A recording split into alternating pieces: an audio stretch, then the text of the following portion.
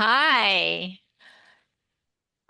welcome. And um, we are so excited to have our guest, Lori Denison, Yeah.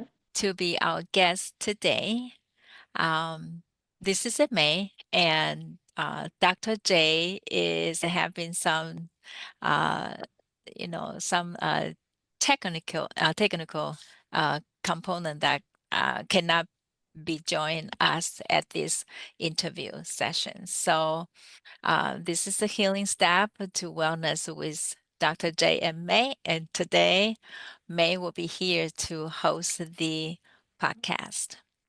And it's my pleasure to have Lori, who is a very vital person to support the many breast cancer survivor, and a lot of mentorship and very unique organization to provide a lot of mentorship to many people. So I'm here to welcome Lori, and I'm inviting Lori to introduce herself and share us about herself and also organization. Okay. Hi, I'm Lori Denison, and I am a breast cancer survivor, which is Mhm. what we're kind of talking about today. Mhm. I was diagnosed with a stage one hormone positive cancer back in 2008 through a routine mammogram. Which actually was about 17 years ago, almost to the day. So it was Oh, diagnosed, wow. sometime around today. And at the time of diagnosis, I had had like a cyst that they were kind of watching, and so I thought that's what they were for. I had it for like 20 years, and I thought that's what they were kind of seeing on the mammogram. But then that's actually not what they were seeing. They saw a completely different spot. So um, um, from there, I did have an enlarged lymph node as well, but they didn't find cancer cells in it. So basically, my treatment was really just a double mastectomy with reconstruction. So that was Mm. my cancer journey, and I guess I maybe should have started with, I live in Rochester, Minnesota. I've lived here for many years. I was born in La Crosse, Wisconsin, which is about what, maybe 70 miles from here. Mm. So I've Mhm. lived in the Midwest kind of my whole life. Um, I work at Mayo Clinic, but not in a medical capacity at all. I work in IT. So Mhm. yeah. Um, and I think that, we're talking about our nonprofit organization, um, the Breast Cancer Support Network, Mhm. also. And so I know, connecting sort of my breast cancer journey with how I got connected to BCSN for short. That's Mhm. what we call it. So was I when I was diagnosed back in 2008. There was another nonprofit organization called Join the Journey, and then there was an affiliated group called the Pink Ribbon Mentors. The Pink Ribbon Mentors group was founded and led by Dr. Linda Miller, who was actually a Mayo Clinic physician and breast cancer survivor and mentor herself. I wasn't really very familiar with that group, but I received a small pink piece of paper in a folder that I got when I was first diagnosed. And I wasn't, the folder had a lot of different information in it. They didn't want us Googling, and scaring ourselves to death. So they gave us this folder of resources that we Mm. could actually find, And as part of that, I wasn't really very focused on that. But at the time of my surgery, Linda Miller came and visited me in the hospital after my Mm. surgery. She was a mentor. Mm. And basically, once I had the discussion with her, I was forever grateful for her help and also forever hooked. in this, kind of helping people and mentoring. Mm, mhm, Um, and so I think, a couple of the things that, I'll never forget that visit, because basically she was spunky and vibrant and alive. I mean, and which I sort of, she looked completely normal, and I wasn't, I mm, wasn't really expecting that, because I guess I didn't know what to expect, but I wasn't expecting that. We had a really nice conversation, and she offered like so much hope. And honestly, Dr. Miller, she continued to mentor me for a couple years, and then she twisted my arm to become a mentor myself. And so that was like a couple of years after that, maybe 2010-ish time frame. Um, and so I joined the group as a mentor. I was involved with Join the Journey, which Pink Ribbon Mentors fell under, for about 10 years until COVID happened. Then in mm, 2020, when COVID happened, everything came to a screeching halt. So basically, that was sort of a bit of a crossroads where we were trying to determine where to go from there. Everything shut mm, down. We couldn't mhm, meet with mentors. We couldn't have, support groups or anything like that. mhm, mhm, So Join the Journey decided really to expand and from breast cancer to covering all cancers. So based on that decision, several of us wanted to keep our breast cancer only mm, focus. mm, So that's where we started the Breast Cancer Support Network, or BCSN.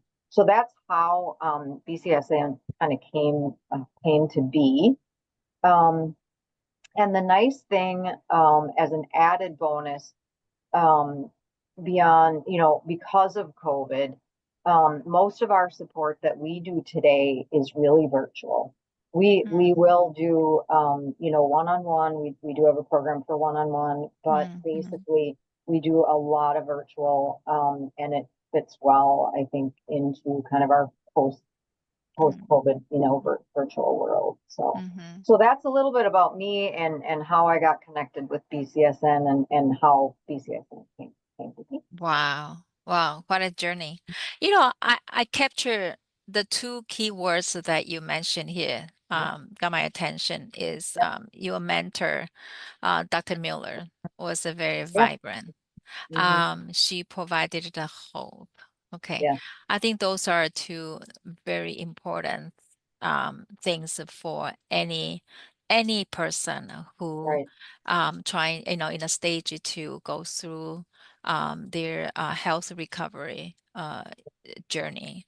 So um, if you could help us understand further on you take that big lead to start this organization, focus on the breast cancer support, yeah, yeah, and especially to help people and just kind of your personal transformation and how you want to help other people sure, come through that journey. Um, you kind of share with me about the three different programs sure, from your yep, organization. yeah, Yeah. sure, yep. So we have, right now we have three programs, three core programs, like you mentioned. We have one program that is a one-on-one mentorship program. Mm, So we currently have 35 what we call trained breast cancer survivor mentors, because they do go through some training on how to how to help people and things to say and things not to say, that kind of thing. mm, So we have about 35 people right now, including one male breast cancer survivor, which is a mm, really mm, interesting twist for us as mm, well, because it does happen to males as well as females. mm, mm, And then, so this is like I said, it's one-on-one support. Um, Basically, whatever. We are matched. So let me back up. A patient would call our number or contact us, and I can tell you how to do that here in a bit. But they would contact us, and one of our mentors actually asks them a bunch of questions like, um, things that they might have in common so that we might match Mm. a mentor to. So, do they Oh, have children? How old are they? What oh, kind of cancer do they have? What kind of treatments right. are they going to have? So that we're Okay. really trying to match people so that we can help them, like for like, patient to patient, as much Oh, as we can.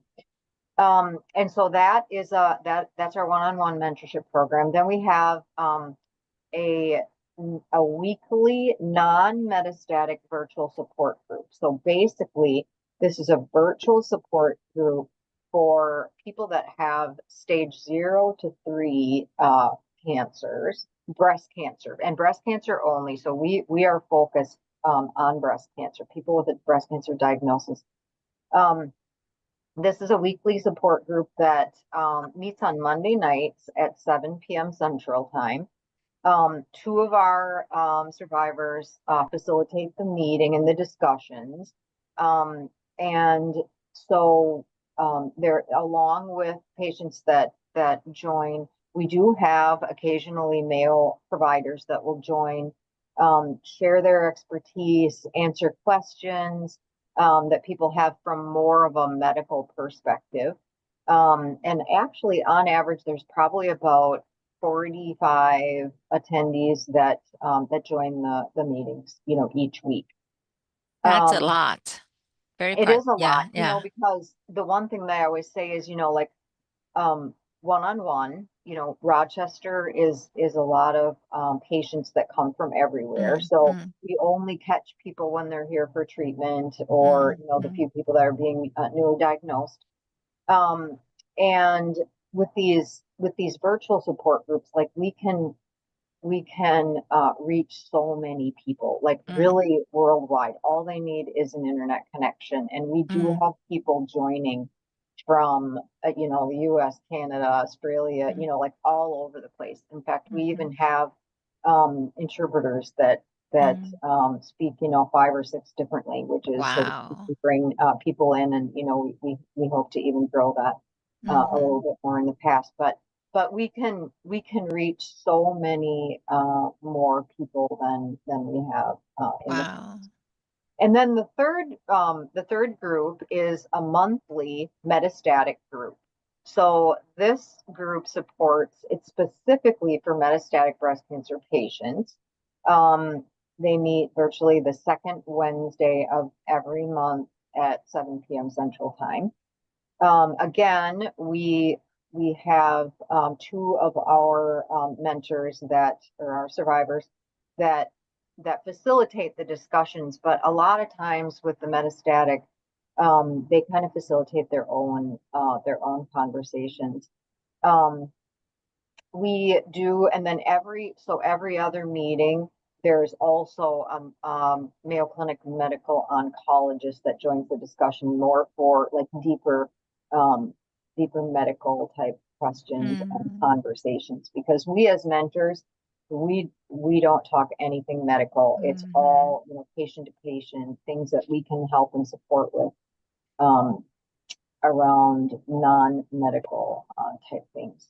And that group gets about 6 attendees joining that meeting, at a time. I mean, I think I always say it's a good thing that there's not as many attendees there, because, then there isn't, hopefully there isn't as many metastatic as there is, non-metastatic patients, hopefully. Um, and there's a couple other points just in general that I wanted to make about these programs, and that is we feel that this is one of the blessings that came out of COVID. So, like I mentioned, when we were seeing people, just in person, it was great to have that connection. But now we can reach so many people and so many places, really any location. A lot of times, rural and remote people, people living in those areas just don't have, the ability and the programs to reach people. So we can, Mhm. or to get to an Right. in person, Right. so we can connect with all of those people. And I just wanted to also share just a couple statistics, just to talk about that a little bit. And that is, so like in the 2017, 18, 19 timeframe, we were probably seeing in the non-metastatic, anywhere from, like I said, up to like 45 people per year, though, not monthly. Now, since 2020, that has risen to in 2024 at the end of the year, we had 1,900 people join our non-metastatic, um, uh, yeah, support Wow. online. So just a little metric there to show how far we can actually reach and how many more people we can reach with our. Wow. Yep. That's amazing. Wow. So, um, so you said how many volunteers they persistently to devote Yep. their time on this mentorship program? Yep. There's about 35 right now. It 35. varies, but um, about 35 at the moment. We've had up to close to 50. Mm-hmm. But now that after COVID, that kind of reduced a little bit, and the numbers fell because we didn't have as many Mm. patients to see. But now that those numbers are growing again, so Wow. there we go. So among all this mentorship that such a journey that for the organization to grow, what are the most significant or say accomplishment or the um like the stories that you can share with our Um, audience? yeah.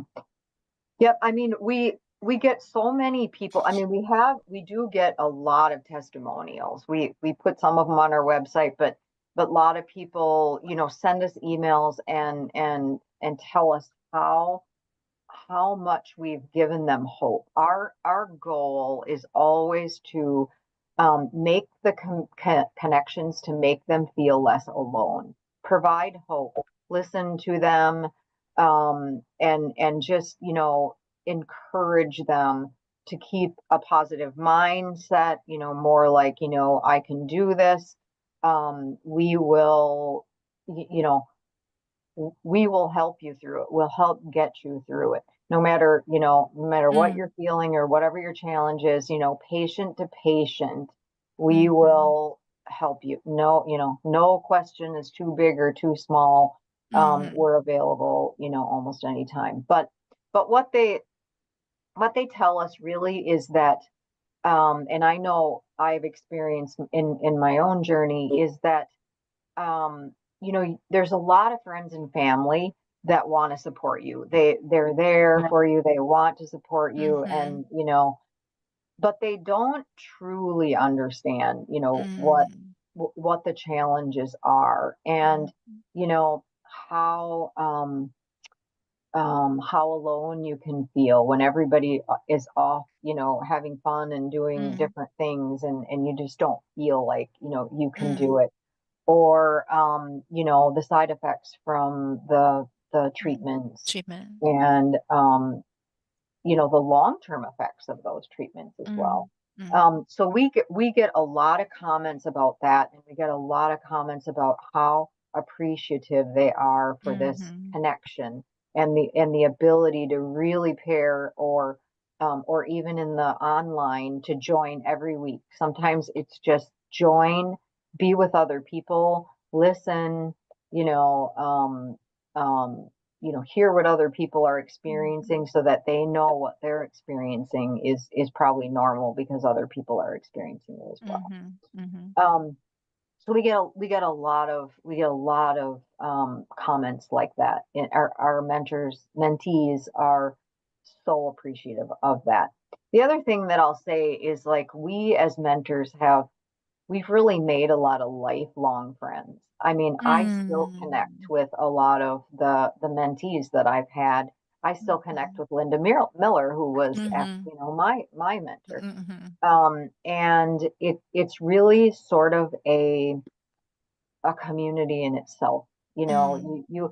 I've also heard people say one of the worst things that happened to me was breast cancer, but one of the best things that happened to me was Mhm. breast cancer because it opened up a whole new world of connections with people, people and activities, and just like the rally that's coming up. It's people getting together and joining together for like an unfortunate common thing, but really it brings a lot of people together. It's It's amazing when you talk about how you match the mentor, Yeah. Hmm. and the also the what is how should I the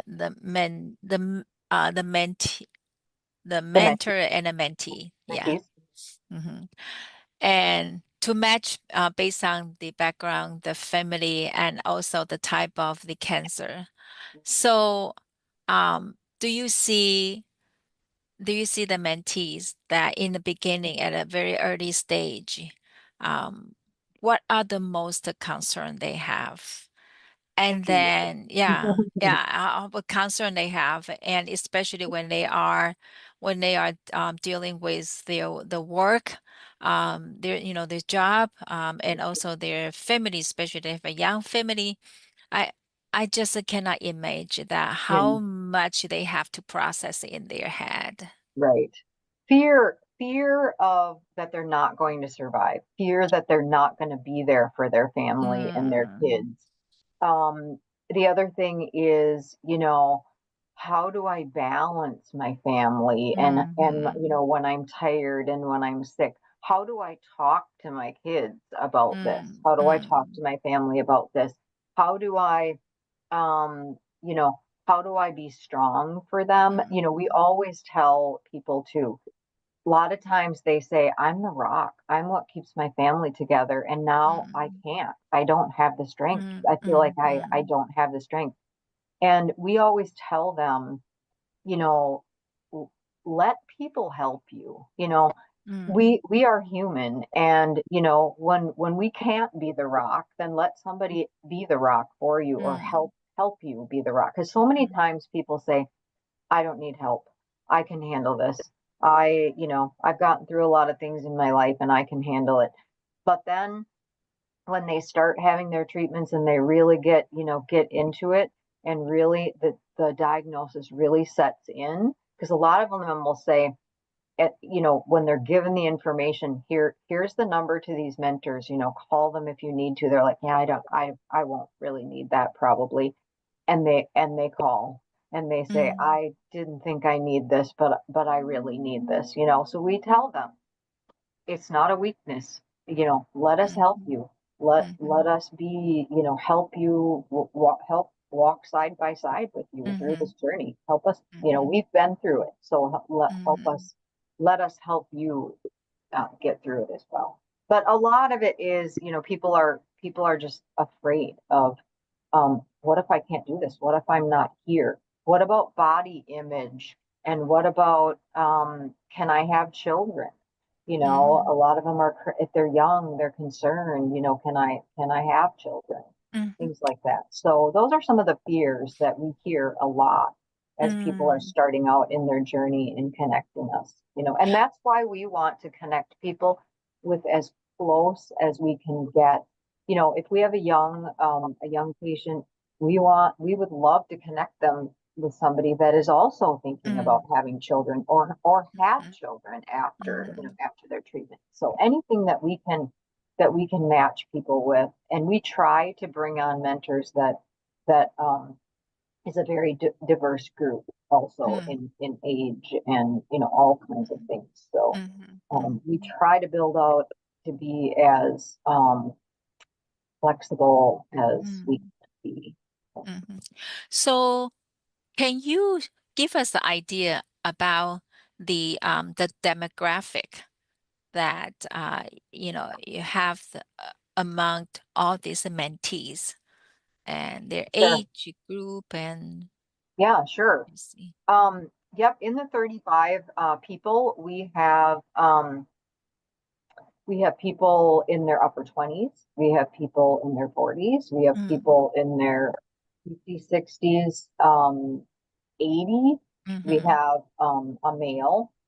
Um, mm-hmm, and we used to only have people in Rochester that were mm, mentors. mm, Now we have people really all over the place. I don't mm, know that we have any mentors outside of the US that I'm aware of at the moment. I don't think so, but we do have them in different states because mm, almost everything that we do is virtual. So even the one-on-one mentoring, many times people aren't really meeting face to face anymore. They are, phone calls, texts, um, social medias of, messaging and messenger and, emails, like Zoom calls or, so it has worked out. But the other thing is, um, the benefit of having people in different demographic areas is that many of these areas they don't have mentor groups like this, and mm, so sometimes they,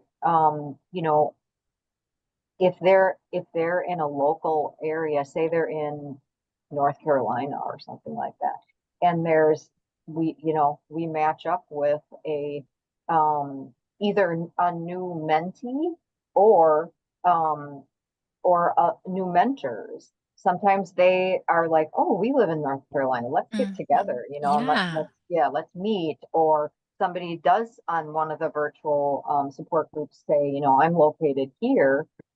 They A lot of times they're even the mentee or the patient's mentees are exchanging emails in Mm, the chat of the meetings and stuff. So mm-hmm, really, I think we are trying to even broaden that further so that mm-hmm, we can have a local presence in more places and actually mm-hmm, provide a little bit more face to face other than Rochester, because we know that's a very small, a lot of mm-hmm, people come here to Mayo from other places, but mm-hmm, we still, our goal is just to connect as many people um, as we can from as many places. And so we do try to build mentors and mentees from all over it. mm-hmm. So, so beside your uh it looks like you provide the health information, um kind of a conduct a QA from the oncologists, the Yep, healthcare professionals yep, to yep, answer all these questions. Beside this, any anything else that you also offer to this group to help them, as you mentioned about, in the beginning, how to help them overcome the fear. sure. So like, spirituality or the other, I can think of the stress gonna be Yeah, very high. yep, Yeah. yep, So what kind of other service that you also offer through this virtual coaching sure. or So there's mentoring? two components of this actually. We bring in resources. We have a monthly meeting with all the mentors, so our Mm-hmm. 35 mentors. We have a monthly meeting, and in those meetings, we also bring in um, providers, all different kinds of providers. So from radiology to um, um, the chaplains at Mayo, clinics have come to speak to us. We bring in people like, from acupuncture, from, um, mental health, resources. And so we have them come to our meetings and train us as Mm, mentors, and mm, also build these connections so that mm, we can provide resources to these, mm, mm, mm, to the mentees or the whoever's asking for it. mm, mm, Um, and then we also try to get a broader types of providers that will join the support groups too, but that's a little bit harder because in a support group, a lot of times physicians and other providers feel like, um, something they'll say might help one person, but might, instill fear in Mm, another person, right? And so mhm, there sometimes we have a harder time getting. We have a couple regulars that will join and answer questions, but we have a harder time getting a more diverse set of providers to join the actual support group calls. Um, mhm, but we really try to yeah, to gather as many resources that we can give people, mm, books and links and trustworthy, mm, sites and information. But we also try to get, train our own selves and keep our own selves up to date on things like what are the new treatments? What are they doing for reconstruction so that we can, understand the language that the patients are bringing, so that we won't know the answers necessarily, but we might be able to connect them with a resource mm, that mm, they can mm, that they can mhm, find. mhm. So that is very like medical component part, patient kind of concerned about, well, what is Yep, the most up-to-date treatment method anyway, like anything else that they can yep, the benefit they can benefit them. And from the adopting a healthy lifestyle standpoint, yep. how do you offer the resources for your mentee? That is an area that we probably don't have, we don't have a lot of resources for, to be completely honest. I mean, Mhm, we have had a dietitian come and talk, mhm, but years ago, um, we used to have we used to have a connection with a dietitian at Mayo Clinic, and she would come and do talks, for us all the time. But we don't really, after COVID, some of these connections mhm. kind of we kind of lost some of them. But honestly, that's an area that we need and would love, to teach people about and give them resources to. So I hear that is kind of one area that if as a community, Yeah, if there is any resources that can offer to your yeah, mentor group and further offer to your mentees, that yes. can be even better, like, That would be can great. adopt it. Yeah, okay. Mhm, mhm. Anything else that you think as a community that you would like to um, invite the any other expertise that can support your mentee or your group in general? Sure. I think like some of the challenges we hear people talk about, in thinking about your question is mental health is really big. Mhm, Anxiety and fear, people kind of, like one of our board members, her phrase is, you know, we need to feel all the feels and we need to allow our mentees to feel all the feels. So, you start out with, shock and, fear mm, and, kind of working through all of that. And we sometimes, we're not health professionals, so we're mhm, providers. So we sometimes really we struggle with that a little bit. mhm, We approach that by listening, mhm, by offering hope, by trying mhm, to, remain positive. Sometimes we'll say, do you want to meet and go for a walk? Do you want to just, get away from everything for a while and go mhm, and just sit? We don't even have to talk, just sit.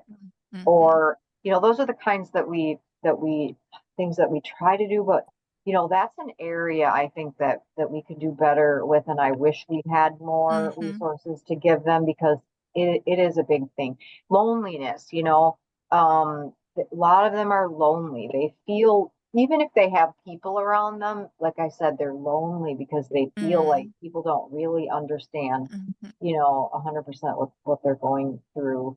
And a lot of times family members don't know how to help their, mhm, family, their, person going through it. Um, and so we try to create that safe place for them to talk to get some of that out, to go for a walk, to just I don't know, join a call and listen to. mhm, We've joined mhm, calls and watched movies. We've joined calls mhm, and listened to music.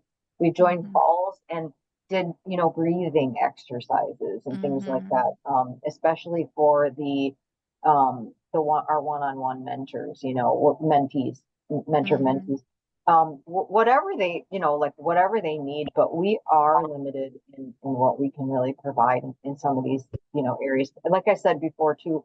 Body image, after surgeries and things like that mhm, is a really big thing. And mhm. um they kind of sometimes need more coaching than what we can provide through some of those things.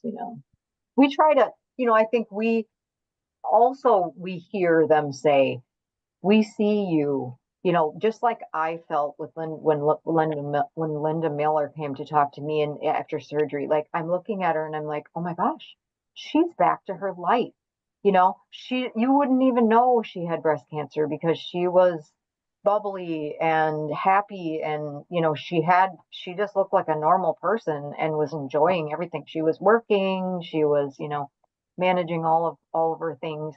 um and a lot of times they'll say that, it's just such an inspiration just to see that, you got through it.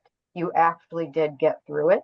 And, we tell them you will too, we'll help you get through this, Mhm. and, a lot of things like positive attitude and actually, those kinds of things can really help um, your recovery. So in other words, it's not all physical. There's really an emotional, Emotional. yeah, emotional piece to Mhm, this as mhm, well. So mhm, we just aren't equipped all the time to help, mhm. if it's really, um, more complex. But Wow. Well, this is a very insightful, and I'm so glad, and we should announce this, right? So I'm so glad to have your organization partner with the Lotus House Foundation yeah, for the first Let's Beat Breast Cancer rally that yeah, that is going to happen on October 10th at 125 Live, yeah, and that's and the kind of abbreviation of this breast cancer wellness activity is called LBBC, which yeah, is started from by the Dr. Barnard's organization is PCR and Physician Committee for Responsible Medicine, and this actually is international initiatives. And so yeah, we're so excited finally be able to start to kick off this event first LBBC in Rochester. Um, and thank you very much for partnering with us. This means a absolutely. lot, and we hope that we can spread the word and that a lot more cancer, survivors or family member know about your organization and know about many great resources, especially the nutrition side Yeah, that can help many of us in a long way. yeah. So now, Lori, so so you also would be at the event, the So, Let's Beat Breast Cancer event on October 10th to share about your journey. We also get to see some of your mentors right there. I hope so. Yep, I'm working on them to be there. Hey, Yep, we are going to have a great food samples. Okay, so we are going to offer the recipe, right. with many great ingredients, delicious samples about the cancer fighting food. Yeah, So we hope that through the food, we can share more great tips and bring people more joys, and That's give them a amazing. confidence, as you mentioned about Hmm. um, once the people know how to navigate Hmm. their own life with the the great resource you offer, the great resource about the nutrition, great resource about the health tips, then they feel like I got this, right? I can do it, right? That's Yes, the hope. Yeah. yes, yes. So now we would like to have to have this your great organization, such an important job, continue to help a lot more people. And of course, um you know what we want more people to learn about your organization. So how do people get a hold of you? Sure, sure. So first and foremost, we have a website. So Mm-hmm. our website is bcsupportnetwork.org. Mm-hmm. That's our website. All of the information on how to contact us is on that website. But Mm-hmm. I will tell you, so we can, um, we also have sorry, a um, email. Sorry, I could not think of that. Email, Email. I we drew a can blank. reach A out to blank. you. Yes. Yep. Our email address is info@bcsupportnetwork.org. So if you email, any email comes to one of our mentors that coordinates that email box and Mm-hmm. actually will get the email wherever it needs to go. Mm-hmm. And then we also have a phone number that is monitored as well. And the Okay. number is 507-200-8072. Mm-hmm. So all of that is on the website. There's also information on how to get links to the two online support groups, as well as how to be connected one-on-one with a mentor in either one of those formats. So, We will make sure all the contact information is on this podcast link, and okay, so people get excellent. to reach out to you to you. Another exciting things about this upcoming event, October 10th, is our Rochester Mayor Norton. Hmm. She's also going to proclaim that week. I think that particular week we host the LBBC rally. Is going to be that's to be the breast cancer week for Rochester, even though this is Great. an international event. So That's a- we are very excited to have a great support from our city leader. So another thing is we will have a special show at KDTC Midwest Mhm. Access with Yeah, the host Jesse Allison on yeah, October 1st. And so we great. would like to everybody tune in, Yeah, get to see more exciting news and coming in, so we can spread the word a lot farther, faster. yeah. Please join us the upcoming event. And Lori, thank you so much for sharing your great story and the great service from your organization. Thank you. Thank you for inviting me to join today. It was a great pleasure. Thank you. Thank you so much, Lori.